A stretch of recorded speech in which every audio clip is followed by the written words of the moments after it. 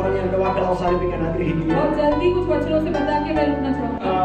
എബ്രായ ലേഖനം 1-ാം അധ്യായത്തിലെ ആദ്യത്തെ വാക്യങ്ങളാണ് ഈ ദിവസങ്ങളിൽ നമ്മൾ ധ്യാനിച്ചുകൊണ്ടിരിക്കുന്നത്. इब्रानी का लेखन पहला अध्याय में से हम इन दिनों पढ़ रहे हैं. അതിന്റെ 1 മുതൽ 1-ാം അധ്യായം 1 മുതൽ 4 വരെയുള്ള വാക്യങ്ങൾ. उसका पहला अध्याय 1 से 4 तक का वचन. ദൈവം പണ്ട് ഭാഗമായിട്ടും पहले प्रभु भाग में വിവിധമായിട്ടും विविध तरीके से പ്രവാചകന്മാർ മുഖാന്തരം പിതാക്കന്മാരോട് അരുളി ചെയ്തിട്ട് ഈ അന്ത്യകാലത്ത് പുത്രൻ മുഖാന്തരം നമ്മോട് അരുളി ചെയ്തിരിക്കുന്നു.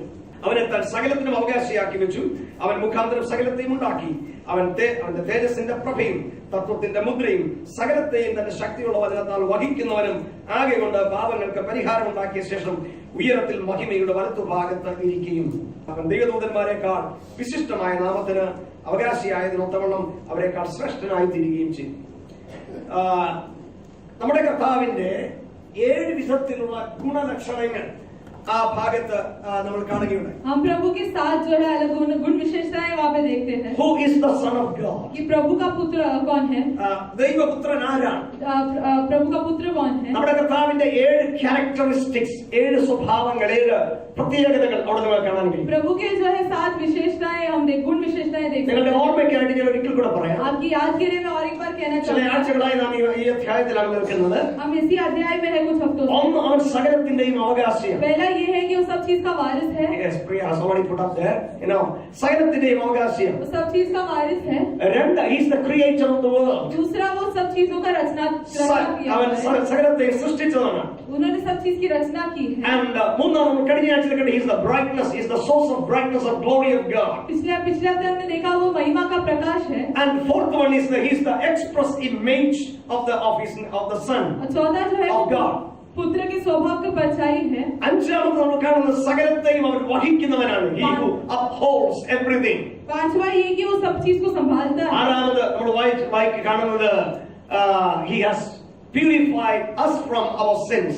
और उसने हमारे सारे पापों से हमें शुद्ध किया है. And the seventh one, he sits at the right hand side of God the Father. और सातवां ये है कि वो प्रभु पिता के दाहिनी ओर विराजमान है. പിതാവിന്റെ വലത്തുഭാഗത്തിരിക്കുന്നവൻ. पिता के दाहिनी ओर विराजमान है. കഴിഞ്ഞ ആഴ്ചയിൽ ഞാൻ അല്പമായിട്ടൊന്ന് വിശദീകരിച്ചത് पिछले हफ्ते मैंने थोड़ा सा जो व्याख्यान किया था തേജസ്സിന്റെ പ്രഭയാണ്. कि वो महिमा का प्रकाश है. Not the reflection of his glory. उसकी महिमा का परछाई नहीं It's है. the radiance of his glory. वो उसकी महिमा को सब जगह फैलाता है. ദൈവത്തിന്റെ തേജസ്സിനെ റിഫ്ലക്ട് ചെയ്യുന്നവനല്ല. प्रभु के जो प्रकाश है उसको रिफ्लेक्ट नहीं करता. തേജസ്സിന്റെ പ്രഭവസ്ഥാനമാണ്. प्रभु के महिमा का प्रकाश उसमें से ദൈവ निकलता है. തേജസ്സിന്റെ സോഴ്സ് ആണ്. प्रभु के महिमा का प्रकाश का सोता है. തേജസ്സിന്റെ പിന്നിലേക്ക് ആർക്കുമോ നമ്മൾ പോകുകയുണ്ടായി. वो महिमा के पीछे हमने जरा गहराई से ഓയുടെ തേജസ് മോശ കണ്ടു. प्रभु का जो प्रकाश है वो मूसा ने देखा. ഇസ്രായേൽ ജനം കണ്ടു. इस्राएल के लोगों ने देखा. അവർ ആകാശത്തിൽ തേജസ് കണ്ടു. उन्होंने आसमान में उसका तेज. അവർ ദൈവാലയത്തിൽ തേജസ് കണ്ടു. उन्होंने प्रभु के भवन में वो യാഗപീഠത്തിന്മേൽ തേജസ് കണ്ടു. बलि की वेदी में उन्होंने प्रकाश देखा. സ്തംഭത്തിൽ തേജസ് കണ്ടു. अग्नि के खंभे में वो प्रकाश എന്നിട്ടും देखा. അവസാനമായി മോശ പറയാണ് നിന്റെ തേജസ്സിനെ എനിക്ക് കാണണം. फिर भी आखिर में मूसा कहता है कि मैं तेरा प्रकाश देखना चाहता हूँ.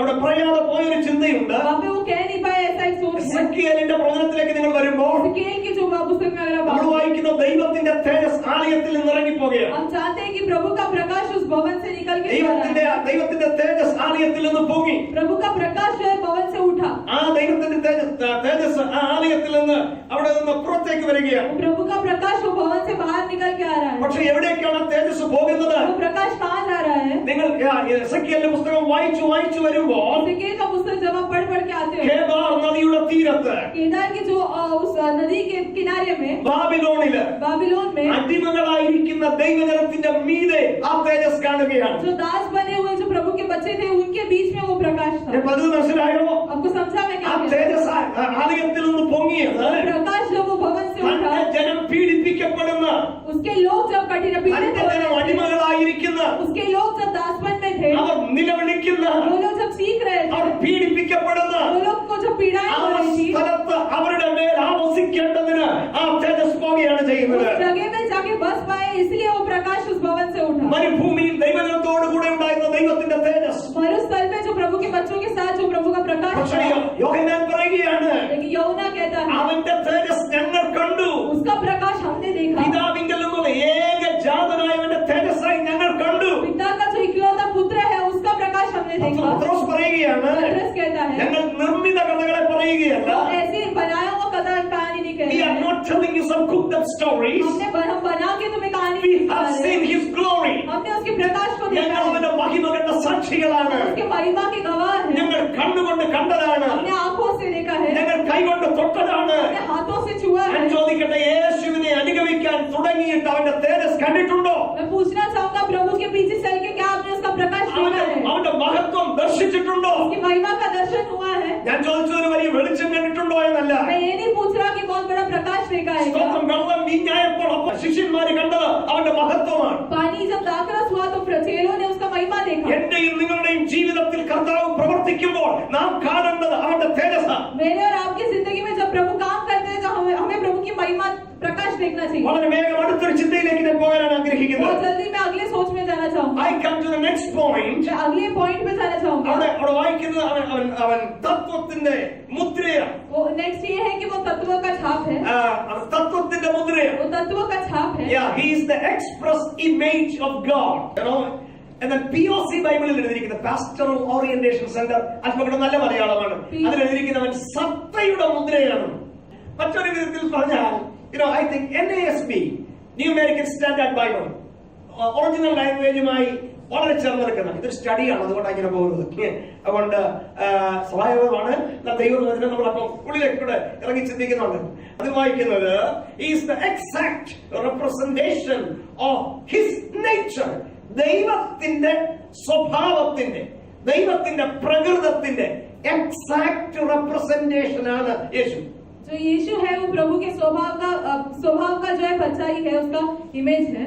എന്താ ദൈവത്തിന്റെ നേച്ചർ? प्रभु का ये स्वभाव क्या है? ആ ദൈവത്തിന്റെ നേച്ചറിന്റെ പെർഫെക്റ്റ് കോപ്പി.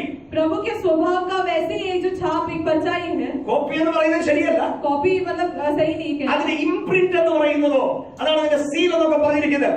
അതാണ് യേശു ക്രിസ്തു. जो छाप है वो है यीशु मसीह, उसके स्वभाव का। കഴിഞ്ഞ ആഴ്ച പറഞ്ഞ ഒരു ചെറിയ വാചകം നിങ്ങൾ ചിലരെങ്കിലും ഓർക്കുന്നുണ്ടായിരിക്കും. जो मैंने कहा आप कुछ लोग याद करते होंगे। ഈ മുമ്പ് പറഞ്ഞതും ഇപ്പോൾ പറയുന്നതും അടുത്തതും യേശുവിന്റെ ദൈവത്വവുമായി ബന്ധപ്പെട്ട കാര്യങ്ങൾ. पहले अभी और बाद जो कहा था वो प्रभु के महिमापन के साथ, प्रभुत्व के साथ कहा गया എന്ന് പറഞ്ഞാൽ യേശു ആരാ? प्रभुता के साथ कहा है, मतलब വിചാരിക്കുന്നത് പിതാവിനോളം ഉള്ള ഒരു ദൈവമല്ല യേശു. कुछ लोग सोचते हैं कि यीशु जो है पिता तक है, वैसा है। അല്പം കൂടെ ചെറിയ ദൈവമാണ് യേശു. पिता से थोड़ा सा नीचे आता है। ഒന്നാം നൂറ്റാണ്ടിൽ ഈ ചിന്ത വളരെ വലുതായിരുന്നു. पहले शताब्दी में जो ये बहुत ज्यादा प्रचलित थी।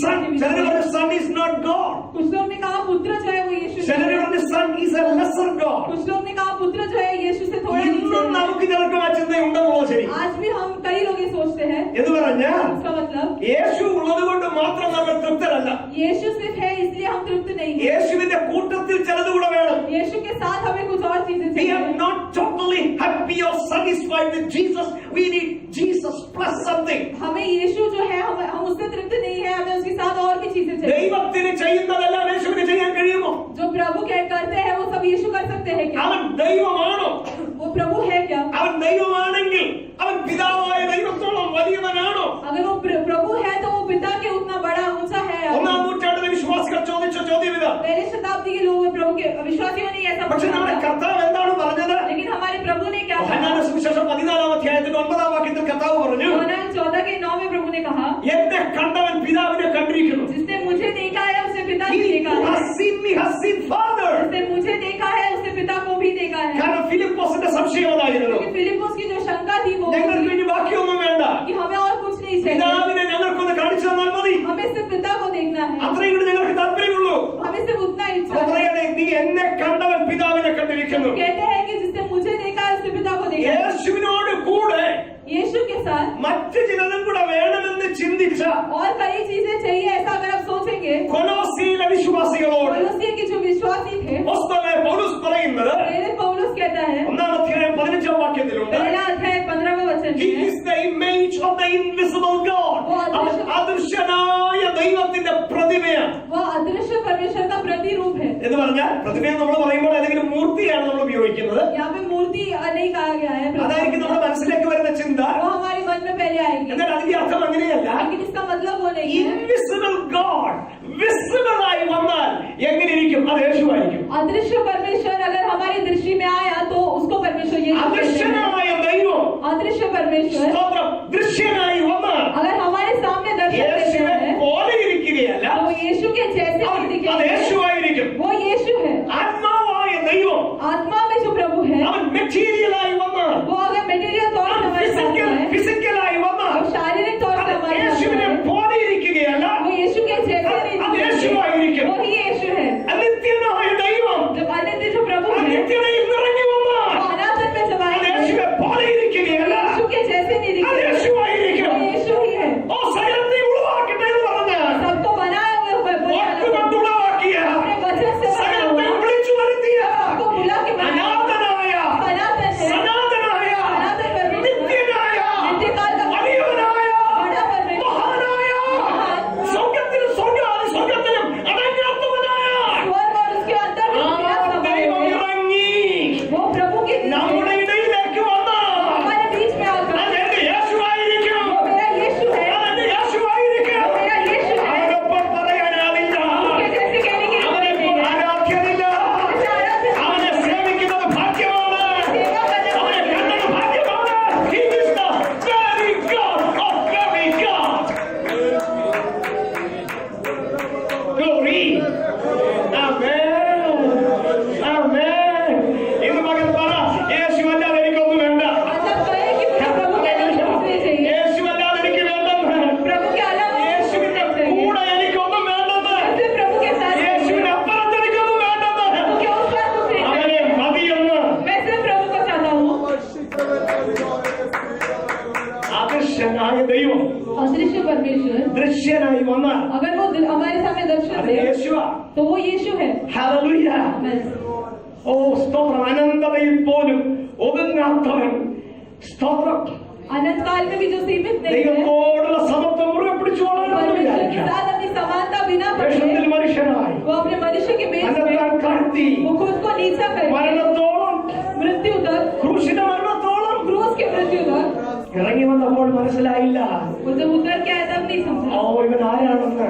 ये कौन है. ലൂക്കോസിന്റെ സുവിശേഷം വായിച്ച लूका का सुसमाचार अगर हम पढ़ें, എല്ലാവരും ചോദിക്കുന്നൊരു ചോദ്യമുണ്ട്, सब ये पूछते हैं, ഇവനാർ, ये कौन है, ഇവനാർ, ये कौन है. സ്തോത്രം, ഇവനാർ.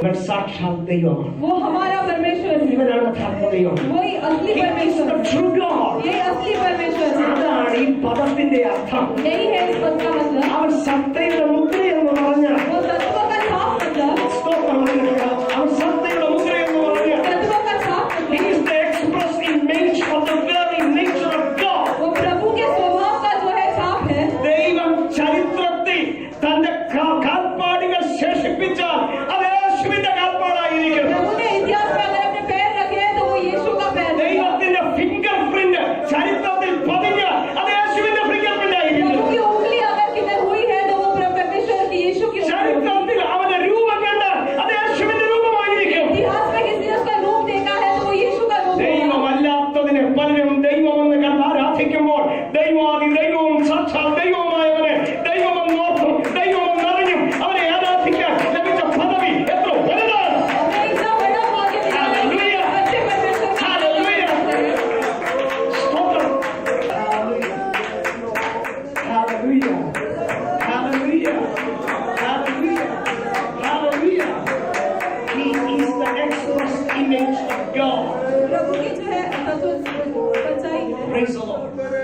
ഏറ്റവും എന്നെ അത്ഭുതപ്പെടുത്തുന്നത് കർത്താവിന്റെ ദൈവത്വം.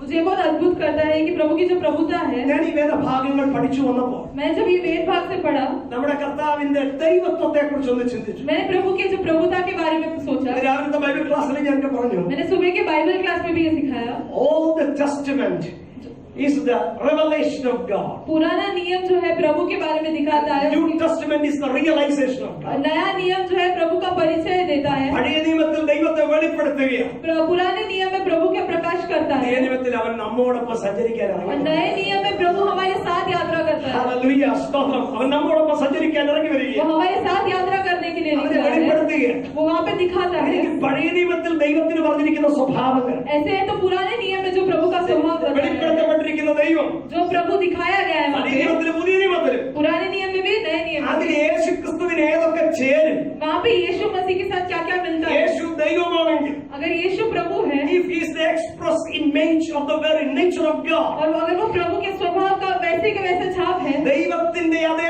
പ്രകൃതമാണ് യേശു ക്രിസ്തു യേശുവിന്റെ എങ്കിൽ प्रभु का अगर वैसे ही स्वभाव यीशु में है ദൈവത്തിന്റെ तो സ്വഭാവമെല്ലാം യേശുവിനെ കാണണമല്ലോ. प्रभु का सारा स्वभाव यीशु में भी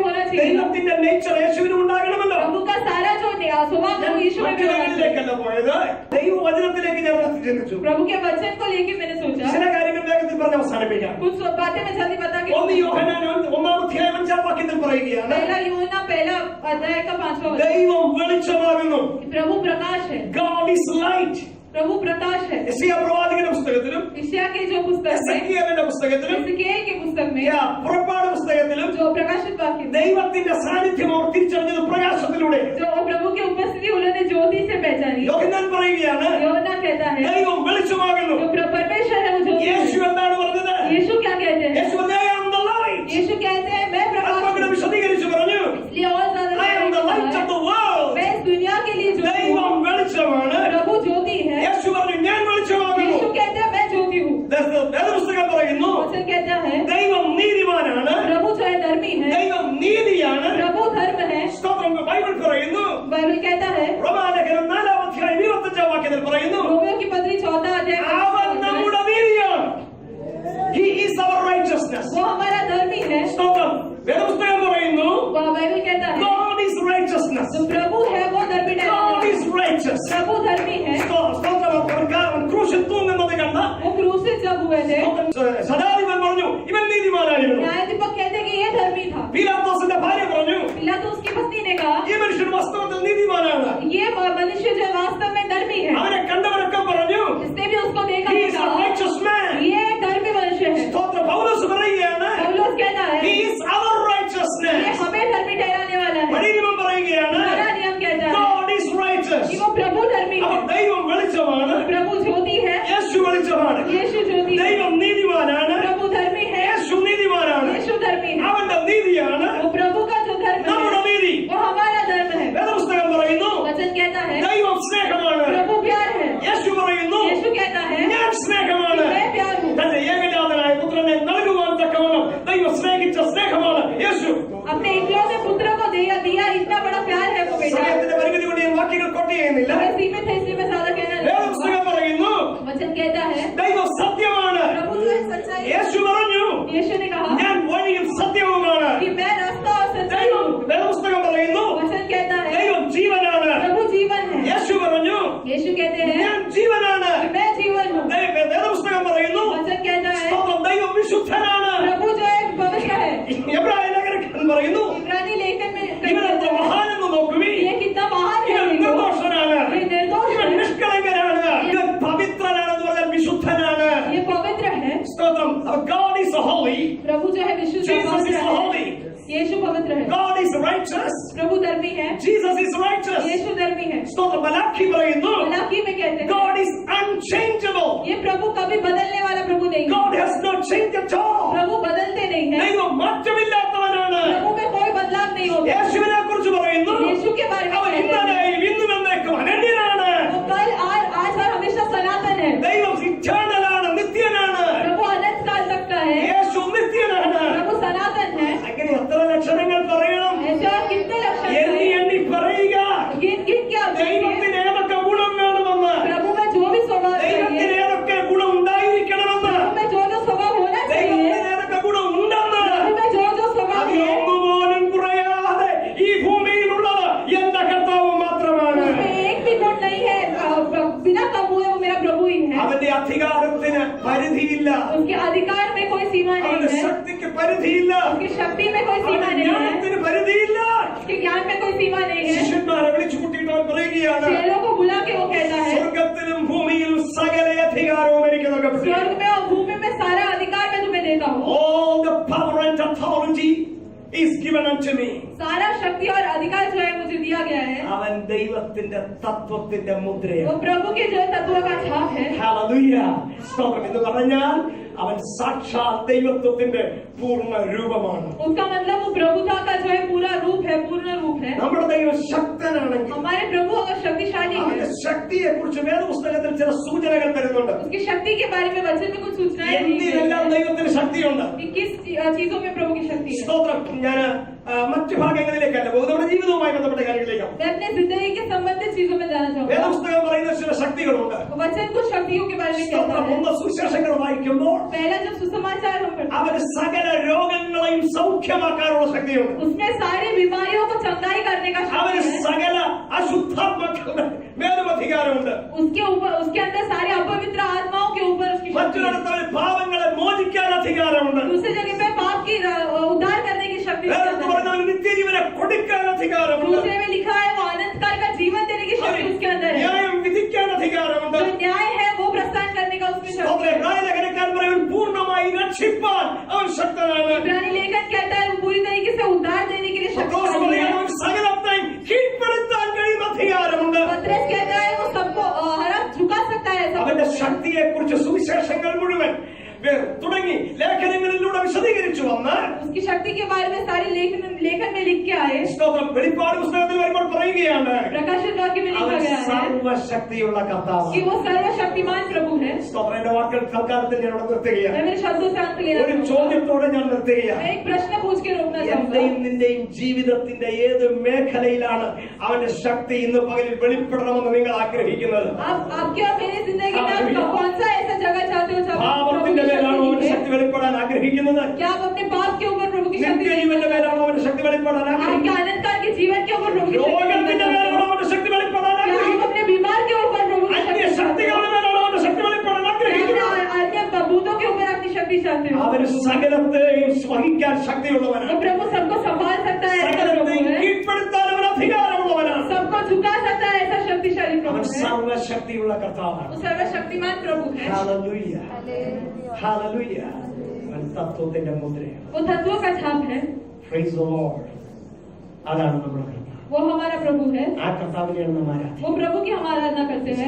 കർത്താവിന്റെ സുവിശേഷം, കർത്താവിന്റെ ഗുണഗണങ്ങളുടെ ലക്ഷണങ്ങളുടെ 4 കാര്യങ്ങൾ ഞാൻ പറഞ്ഞു. प्रभु के जो गुण का 4 बातें मैंने कही. സമയത്തിന്റെ പരിമിതി കൊണ്ട് ഞാൻ അധികം കൂടുതൽ വിശദീകരിക്കാൻ ഇവിടെ നിർത്തുകയാണ്. समय सीमित है, इसलिए मैं ज्यादा नहीं बताना My चाहूंगा. Jesus is the very God. मेरा यीशु है जो असल में परमेश्वर है. അവൻ അപ്പുറത്തൊരു ദൈവമില്ല. उसके उस पर कोई और प्रभु नहीं. അവനല്ലാതെ മറ്റൊരു ദൈവമില്ല. उसके अलावा कोई और प्रभु नहीं. Praise the Lord. Hallelujah. സ്തോത്രം. ഈ പഴയ നിയമം പഠിച്ചു വരുമ്പോൾ ഒരു ചിന്തയുണ്ട്. पुराना नियम अगर आप पढ़ोगे तो उसमें एक सोच है. സ്തോത്രം. പഴയ നിയമം പഠിച്ചു വരുമ്പോൾ ഒരു ചിന്തയുണ്ട്. पुराने नियम में एक सोच है. ആ ചിന്ത ഇതാണ്. वो सोच ये है. Praise the Lord. ആ ചിന്ത ഇങ്ങനെയാണ്. वो सोच ऐसा है. സ്തോത്രം. നിങ്ങൾക്കറിയാമോ, ശദ്രക്, മേശക്, അബേദ്നെഗോ തീയിലേക്കിട്ടപ്പോൾ जब शद्रक, मेशक और अबेदनेगो को आग में डाला गया, നാലാമതൊരുവനോടെ എത്തി. उधर एक चौथा व्यक्ति मौजूद था. അവർ കണ്ടില്ല. उन्होंने वो देखा नहीं. പക്ഷെ വെളിയിൽ നിന്ന് ബാബിലോണിലെ രാജാവ് കണ്ടു. लेकिन जो बाहर से बाबिलोन का जो राजा था उसने देखा. അവന് മനസ്സിലാകില്ലെങ്കിലും അവൻ തിരിച്ചറിഞ്ഞു. उसको समझा नहीं, लेकिन उसने पहचाना ദൈവപുത്രനോട് സമനായിരിക്കുന്നത്. कि प्रभु के पुत्र के समानता में एक व्यक्ति. ദാനിയേൽ സിംഹക്കുഴിയിലേക്ക് ചെല്ലുന്നതിന് മുൻപേ दानियेल को जब सिंह के गड्ढे में डालने से ആരോ पहले ഒരാൾ അവിടെ എത്തിയിരുന്നു. कोई और वहाँ पे मौजूद था. ആരാണെന്ന് അറിയില്ല. कौन है नहीं जानते. സ്തോത്രം. ഇസ്രായേൽ മിസ്രൈമിൽ നിന്ന് പുറപ്പെട്ടപ്പോൾ മുതൽ इस्राएल जब मिस्र देश से निकले, അതിനു മുൻപ് തന്നെ उसके पहले ही ദൈവം പറയുകയാണ്, प्रभु कहते हैं, ഞാൻ എന്റെ കഷ്ടത കണ്ടു. मैंने तुम्हारी कष्टताओं को देखा ഞാൻ है. എന്റെ നിലവിളി കേട്ടു. मैंने तुम्हारी आवाज पुकार को सुना है. ഞാൻ ഇറങ്ങി വന്നിരിക്കുകയാണ്. मैं वहाँ पे उतर आया हूँ. ഭയന്ന് വിറച്ച് डर के काम से ശത്രുവിന്റെ മുൻപിൽ നിന്ന് യോശുവിന്റെ അടുക്കിലേക്ക് योशू के पास ഒരു മനുഷ്യൻ, ഒരാൾ ഇറങ്ങി വന്നു. एक जो व्यक्ति था वो आया. ആരാണെന്ന് ചോദിച്ചു. वो कौन है करके पूछा. ഞാൻ യഹോവയുടെ പക്ഷത്ത് നിന്ന് तो വന്നിരിക്കുന്നു. उन्होंने कहा मैं प्रभु के पास से आया हूँ. പറയുന്നത് the angel of the Lord എന്നാ പറഞ്ഞിരിക്കുന്നത്. कहते हैं कि प्रभु का जो दूत है वो आया. യഹോവയുടെ ദൂതൻ, यहोवा का जो दूत है, not an angel of the Lord, जो यहोवा का दूत है, but the angel of the Lord. യഹോവയുടെ ഒരു ദൂതനെന്നല്ല, प्रभु का जो एक दूत ऐसा नहीं. ദൈവത്തിന്റെ കോടാനുകോടി ദൂതൻ. प्रभु को कई दूत है, സ്തോത്രം. എന്നാൽ लेकिन യഹോവയുടെ ആ ദൂതൻ, the angel of the Lord. यहोवा का वो दूत, വേദപുസ്തക പഠിതാക്കൾ പറയുന്നത് जो वचन के पंडित लोग हैं कहते हैं, the angel of the Lord എന്ന് എവിടെയൊക്കെ പറഞ്ഞിട്ടുണ്ടോ, वो ज्ञानी कहते हैं कि वो यहोवा का दूत जहाँ भी लिखा है, നമ്മുടെ കർത്താവിന്റെ പ്രീ ഇൻകാർണേറ്റ് സ്റ്റേറ്റിലുള്ള റെവലേഷൻ ആയിരുന്നു. वो हमारे परमेश्वर की जो पिछले जन्म का जो एक स्थिति था उसके बारे में. ജഡമെടുത്ത് കർത്താവ് ഭൂമിയിൽ ജനിക്കുന്നതിന് മുൻപുള്ള അവന്റെ പ്രത്യക്ഷതയായിരുന്നു. जो शरीर के तौर पे आने से पहले जो प्रभु का एक स्थिति था उसके बारे में वहाँ पे लिखा है. നിങ്ങൾ പെട്ടെന്ന് മനസ്സിലാക്കണം. आप जल्दी समझे जो मैं कह रहा हूँ. സ്തോത്രം എന്ന് പറഞ്ഞാൽ उसका मतलब ഈ പഴയ നിയമം പഠിക്കുമ്പോൾ ഒരു കാര്യം മനസ്സിലാക്കണം. पुराने नियम पढ़ोगे तो एक बात समझ में आएगी. മനുഷ്യൻ എവിടെയെങ്കിലും അപകടത്തിൽപ്പെട്ടാൽ, मनुष्य जहाँ पे भी मुसीबत में पड़ा है, ദൈവത്തെ സേവിക്കുന്ന ഭക്തന്മാർ എവിടെയെങ്കിലും പ്രശ്നത്തിലായാൽ, प्रभु की सेवा करने वाले भक्त किधर भी अगर मुश्किल में पड़े, പുത്രന്റെ സ്വർഗത്തിൽ അടങ്ങിയിരിക്കാൻ പറ്റും. तो वो पुत्र स्वर्ग में ऐसे ही खाली हाथ फैला के बैठ नहीं सकता. പുത്രൻ അവിടെ ഇരിക്കാൻ പറ്റത്തില്ല. पुत्र वहाँ बैठ नहीं सकता. Shadrak Meshach Abednego Shadrach Meshach और अबेदनेगो തീയിലേക്ക് പോകാൻ ഒരുങ്ങി നിൽക്കുമ്പോൾ और जब आग में जाने के लिए तैयार खड़े थे, പുത്രൻ പിതാവിനോട് പറഞ്ഞത് ഞാൻ വിശ്വസിക്കുകയാണ്. तो पुत्र ने पिता से कहा होगा कि मैं विश्वास करता हूं कि बोलो कि जाने से पहले मैं वहाँ അവരെ पहुंचूंगा. സ്വീകരിക്കാൻ ഞാൻ തീയിലേക്ക് ഇറങ്ങിച്ചല്ല. कि स्वीकार करने के लिए मैं आग में उतरूंगा. ദാസനായ ദാനിയേൽ സിംഹക്കുഴിയിലേക്ക് വരുന്നതിന് മുൻപ് उसका दास दानिയേൽ में सिंह के गड्ढे में जाने से പുത്രൻ पहले പറഞ്ഞു ഞാൻ അവിടേക്ക് ചെല്ലാം. पुत्र कहा होगा कि मैं वहाँ തന്റെ जाऊंगा. ജനമായ ഇസ്രായേൽ മിസ്രൈമിൽ പീഡിപ്പിക്കപ്പെട്ടപ്പോൾ जब प्रभु के लोग जब मिस्र में जो पीड़ित हो रहे थे, പുത്രൻ പറഞ്ഞു ഞാൻ പോരാ. पुत्र ने कहा होगा मैं അവരെ जाऊंगा. കനാനിലെത്തുന്നത് വരെ അവൻ അകമ്പടി ശ്രമിച്ചു. वो लोग कनान पहुंचने तक उसने श्रम का प्रयास എന്നാൽ किया. പിന്നീട് ഒരിക്കൽ लेकिन फिर एक बार നമ്മോടുകൂടെ എന്ന് വിളിക്കാനായി हमारे साथ हमेशा അവൻ रहने के लिए കന്യകയിൽ ഇറങ്ങി വന്നു. वो एक कुमारी के पास അവന്റെ आया. രക്തം തന്നു വീണ്ടെടുത്തു. अपने लहू से उसने हमें അവൻ छुटकारा दिया. ഇമ്മാനുവേലാണ്. वो इम्मानुएल है. അവൻ നമ്മോട് കൂടെയാണ്. वो हमारे साथ है. ഇന്ന് ശദ്രക് മേശക് അബേദ്നെഗോവിനോട് കൂടി ഇരുന്ന പോലെ അല്ല. जैसे शद्रक मेशक अबेदनेगो के साथ वैसा नहीं. തീയിലാകുമ്പോൾ മാത്രമല്ല ഇറങ്ങി सिर्फ വരുന്നത്. एक आग में जाओगे तभी ही नहीं. സിംഹക്കുഴിയിലാകുമ്പോൾ മാത്രമല്ല इस ഇറങ്ങി दुनिया के വരുന്നത്. गड्ढे में जाओ तभी എന്നെ नहीं. വിളിച്ചവൻ ഉണ്മയുള്ളവനാണ്. आपको जो बुलाया है वो എന്നോട് കൂടെ शक्तिशाली है. സഞ്ചരിക്കുന്നവനാണ്. आपके साथ यात्रा करने वाला നിത്യതയിൽ है. ഞാൻ എത്തുന്നത് വരെ എന്നോട് കൂടി और ഇരിക്കും. जब तक अनंत काल तक ना पहुंचा आपके साथ रहने वाला परमेश्वर, അവരോടുകൂടെ എന്നെ ചേർക്കുന്നു. फिर उसके साथ हमें पहुंचाए, उसके पास हमें पहुंचाने वाला ഈ വചനങ്ങൾ ദൈവം നമ്മെ അനുഗ്രഹിക്കട്ടെ.